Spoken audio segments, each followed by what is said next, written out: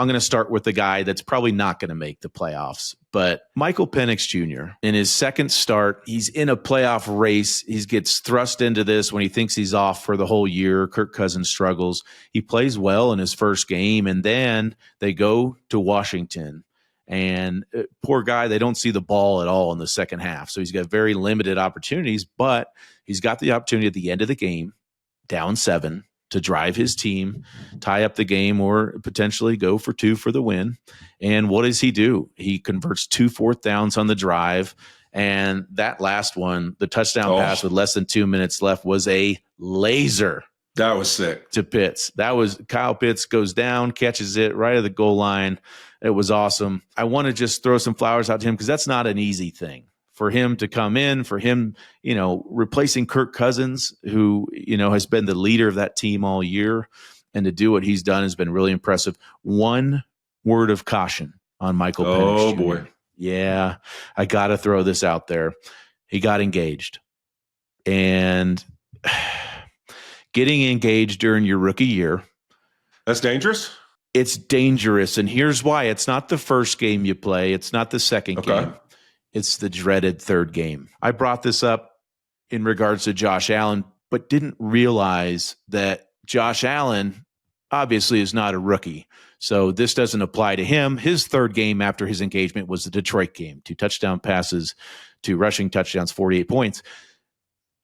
Michael Penix, his third game is coming up after his engagement. He is a rookie. The precedent of this, my rookie year, I get engaged. First game, come in.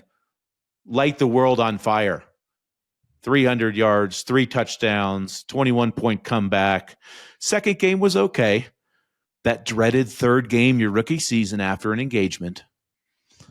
Went to Minnesota, playing for the St. Louis Rams at the time. 26 for 45, 235 yards, 0 touchdowns, 5 interceptions. When I tell you, when I went to sleep for the next year, that damn Vikings horn. That damn horn. It just, even to this day, when I hear it, that's all I can think about. Not the first, the second, the third, maybe the 4th and the 5th interception in that game. Michael Penix Jr., look out, because the third game, your rookie year, after an engagement, it doesn't go well for most quarterbacks. Yeah, I don't think he's going to have to worry about the skull chance, though. So I think he'll be okay. Speaking of rookie quarterbacks, Fitz, I got to talk about my guy. Jayden Daniels, baby. LSU. Listen, my son Michael had his Jayden Daniels jersey on last night. He's sitting there telling me, watching the game, he's like, Dad, I think ever since we went to the facility and I got to meet Jayden, I'm a Commanders fan now. Oh, I'm like, come on, stop riding. You're riding a winner. Come on, I know you. But you talk about this guy. Man, when you're talking poise, competitiveness, his composure in the game, obviously you look throughout the game, you watch this guy play, it's fun to watch. I mean, the throws, the, quick release, the ability he has to use his feet and make special throws from the pocket. And then when he needs to do other things, I thought one of the things I enjoyed the most is that last drive of the game when he just said, you know what? If I don't feel comfortable throwing it, I'm going to find a way to go get first downs. I don't give a crap what the play call is. That was like his version of changing the play call. I'm about to drop back, and I'm going to go run over here around the right, and I'm getting a damn first down one way or another. He was going to ad-lib his way. I love when they had to take the timeout just because he was tired. Yes. Gassed. Like, hey, dude, just I don't care what I call. You do whatever you want to do. That's what I feel like he's telling him on the headset. Like, hey, hey, Cliff, what you got? Hey, you know what? I'm going to call this, but if you feel like just doing something else, go for it. That's what it felt like. The thing I've loved about him all season long, he's got Terry McLaurin, and Terry's obviously having a great year. He's finally got a quarterback in there to deliver him the ball down the field. But before Noah Brown got hurt, he really elevated him. Olamide Zaccheaus last night, he really elevated him as well. He's making the guys around him better, right? And as a rookie, that's so hard to do, to come in and to elevate everybody around you. And he just has that team believing. He's got the locker room believing. He's got that city believing.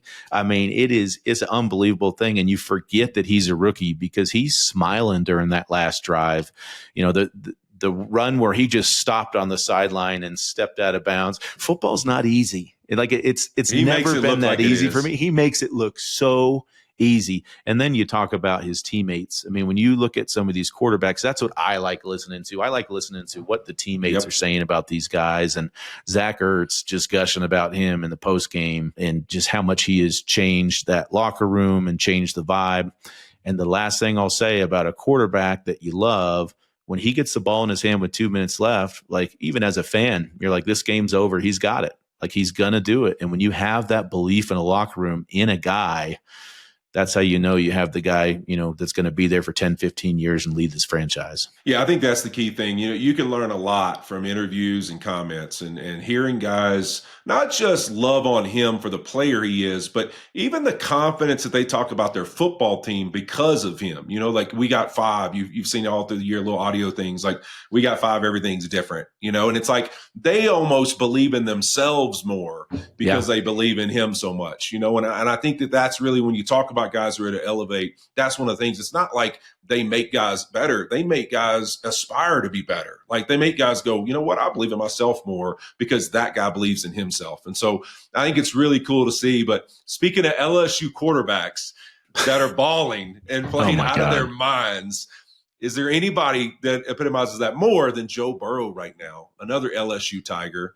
I mean, dude, he makes it so easy, and it looks like the game of football. They talk about in the broadcast, Joe Burrow said that it really feels like the game's slowing down for him. I was like, you think? I mean, the dude looks like he could do whatever he wants in a football game, and just the little subtle things. I think I texted you during the game.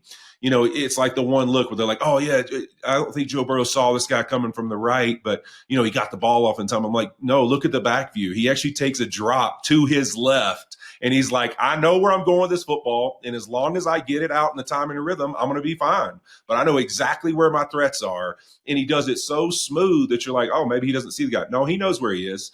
He just knows that I know how to adjust it and get the ball out and make those kind of plays that are rare. And I think Zach Taylor was right, saying that this guy's one of the best players in the world, Fitz, because I would say this, like, I think what's interesting, this MVP talk takes over everything, and people get so obsessed with it. I think it's funny just realizing how mad everybody gets about what the MVP is or isn't and all these things. I think that there can be a lot of things that can exist as being true and not all have to do with the MVP. I think Joe Burrow is playing the quarterback position better than anybody in the world right now. I do believe that. Do I think he's the MVP of the league? No, because the Cincinnati Bengals aren't one of the best teams in the league, and they're not that dominant. So to me, the most valuable player is a lot to do with the teams that are playing dominant football, and they've got a guy who is one of the most valuable pieces of why they're playing dominant football. And so I at the same time, can think that Joe Burrow is playing the quarterback position at an unreal level, and also think that he's not the MVP of the league. And that's what I believe in. And so I think the way he's played has been unbelievable. I think he's one of the best quarterbacks in the world, if not the best right now. But I still think there's other guys that are in the MVP conversation. Yeah, and we're allowed to celebrate all of them. And I think that's the thing that gets lost in this. It's okay, folks, for us to be happy that quarterbacks are playing football well. Guess what that is? It's all good win. For the game. It's good for TV. It's good for ratings. It's good for everyone that your quarterback's balling.